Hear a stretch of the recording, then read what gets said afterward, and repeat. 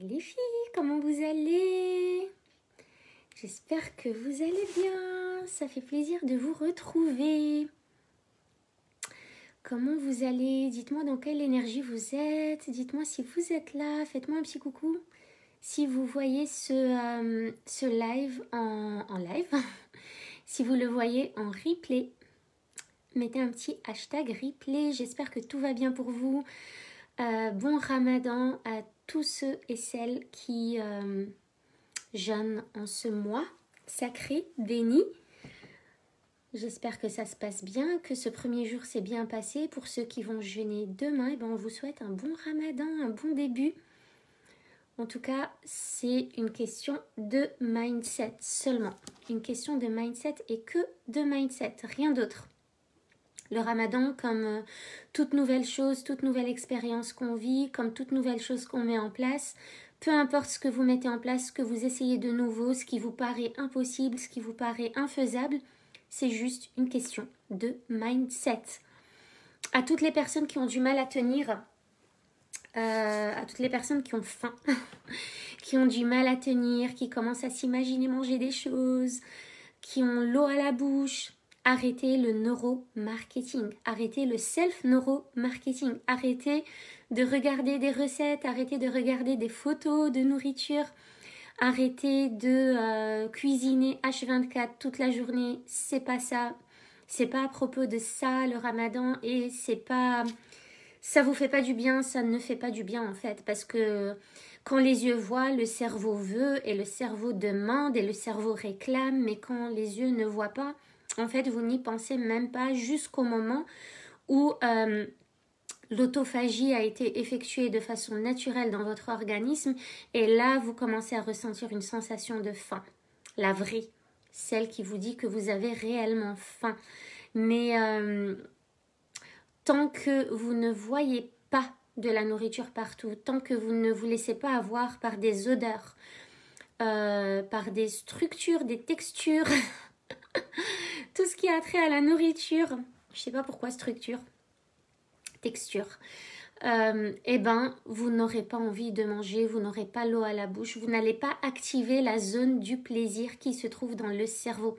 C'est ça, c'est le seul piège, il est là et c'est nous qui nous piégeons tout seuls par rapport à ça. Et pour avoir vécu plein de ramadans de façon classique, c'est-à-dire à cuisiner, à préparer plein de choses dès le matin, à penser à ce qu'on va manger le soir, je peux vous dire que c'est le jour et la nuit, entre avant et aujourd'hui, entre ce qu'on mangeait avant et ce qu'on mange aujourd'hui, et comment je réagissais avant et comment je réagis aujourd'hui, comment je me comportais avant par rapport à la nourriture et comment je me comporte aujourd'hui, ça n'a rien à voir. Et ça commence par arrêter de... squatter les groupes Facebook et WhatsApp et qui parlent de nourriture. Donc, aujourd'hui, j'aimerais vous parler rapidement de l'autosabotage. L'autosabotage, essentiellement pour répondre à une question que m'avait posée Christelle Mouquet il y a quelques temps.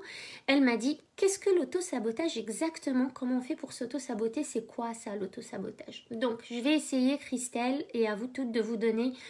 ma définition, ma façon de voir l'autosabotage et je pense que ça se rapproche pas mal de la réalité. Donc, l'autosabotage, c'est quoi?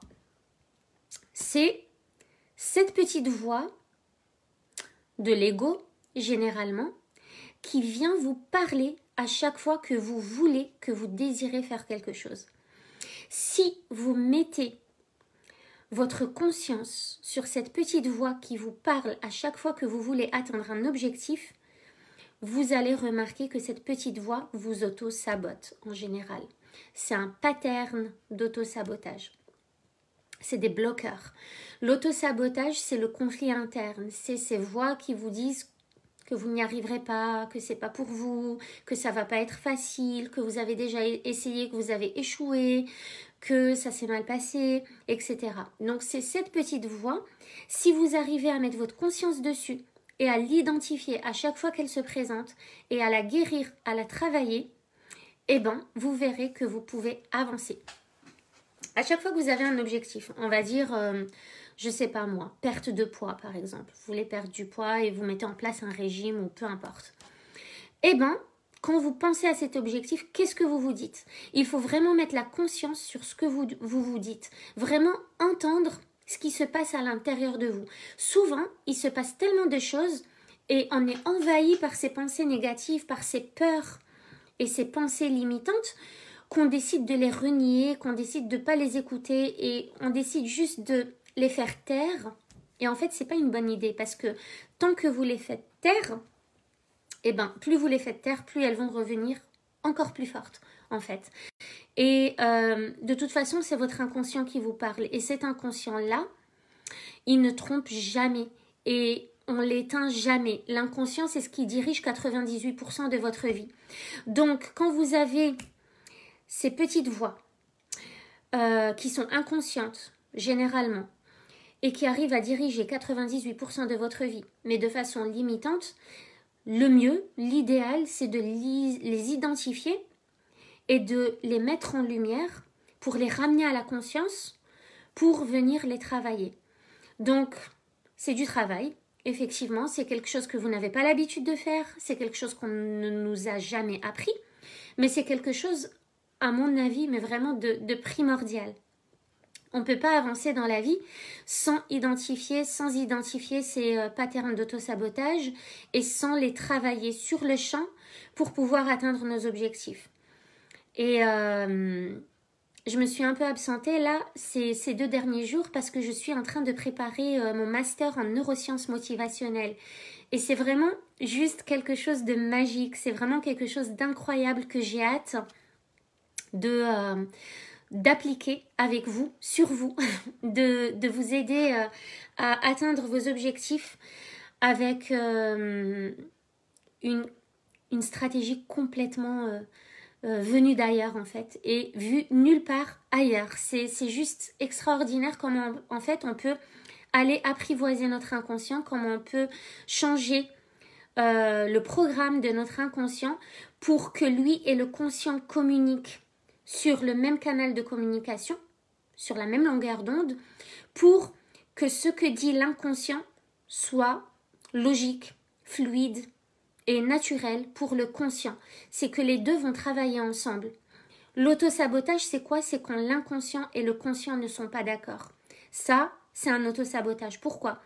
Parce que vous, consciemment, vous voulez quelque chose, vous voulez faire quelque chose, vous voulez atteindre quelque chose. Et du coup, vous allez vous le dire consciemment. Mais dans l'inconscient, il y a des peurs, il y a des doutes, il y a des croyances limitantes, du coup, qui vont venir contrer ce que le conscient se dit. C'est-à-dire, non, tu n'en es pas capable, tu n'y arriveras pas, c'est pas pour toi. Et ça, si ce n'est pas travaillé et guéri sur le champ, qu'est-ce qu'il va se passer? C'est que l'inconscient et le conscient ne sont plus sur le même canal de communication. En d'autres termes, ça veut dire que votre inconscient ne sait pas ce que vous voulez réellement. Vous voyez, il y a trop de monde qui parle dans votre tête et tout ce monde dit tout et son contraire. Du coup, l'inconscient ne sait pas ce que vous voulez réellement. Du coup, qu'est-ce qu'il va faire? Il va bloquer l'objectif, il va bloquer le rêve, il va bloquer l'action et il va se dire en fait, moi je ne sais pas ce que tu veux, donc quand tu te décides, tu reviens me voir. Et se décider, c'est enlever ces messages contraignants, ces messages bloquants, ces bloqueurs, ces drivers, ces pensées négatives, ces croyances limitantes, ces peurs, ces doutes. C'est vraiment aller agir dessus tout de suite à la source pour tout réaligner en fait, pour tout réaligner. C'est-à-dire pour que ce que vous voulez faire, ce que vous vous dites et ce que vous mettez en place soit complètement en parfaite homéostasie.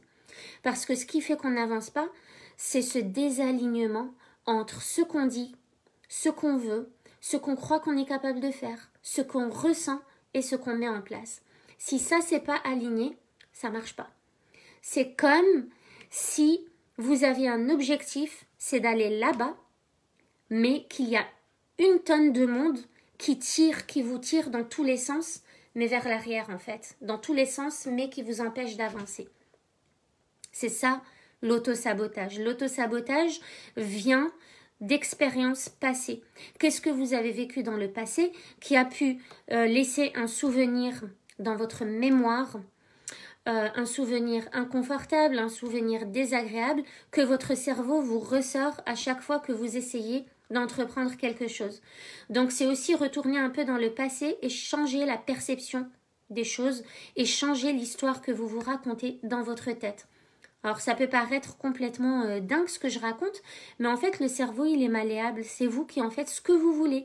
Clairement, vous en faites ce que vous voulez. C'est vous qui vous dites ce que vous voulez, c'est vous qui adoptez les croyances que vous voulez et du coup tout ça va générer ou non les résultats que vous voulez. Donc ce que vous dites et les histoires que vous vous racontez dans votre tête, c'est ce qui dirige 100% de votre vie. Et c'est complètement possible de retourner dans le passé et de changer les histoires qui ne vous conviennent pas. Pourquoi? Parce que votre cerveau ne fait pas la différence entre un événement qu'il a réellement vécu et un événement qui a été inventé de toutes pièces. Donc, si un événement réellement vécu vous a été limitant, traumatisant, désagréable, inconfortable, eh bien, vous allez emmener votre cerveau dans cet événement-là et vous allez changer l'histoire que vous vous racontez par rapport à ça pour créer un nouveau souvenir dans votre tête. C'est un souvenir qui se rapproche du parfait de ce que vous voulez vivre, voir, entendre, ressentir. Et c'est ce nouveau souvenir que votre cerveau va garder en mémoire pour les prochaines actions que vous avez envie de mettre en place. Donc voilà, l'auto-sabotage, il y a personne qui peut vous auto-saboter, qui peut vous saboter si ce n'est vous-même. Donc c'est que de l'auto-sabotage qui fait que vous n'arrivez pas à atteindre ce que vous voulez atteindre dans votre vie, quel que soit votre objectif, quel qu'il soit. Si vous n'y arrivez pas, c'est parce que inconsciemment vous vous dites des choses qui font que vous n'y arrivez pas. Et comme vous vous dites des choses qui font que vous n'y arrivez pas, eh bien vous allez obtenir les résultats que vous ne voulez pas et ça va venir confirmer que vous avez eu raison de croire que vous n'y arriviez pas. Vous voyez, c'est vraiment un cercle vicieux, infernal, duquel il faut sortir. Vous allez avoir une croyance qui va vous faire adopter un comportement. Ce comportement va vous faire obtenir des résultats qui vont venir confirmer cette croyance.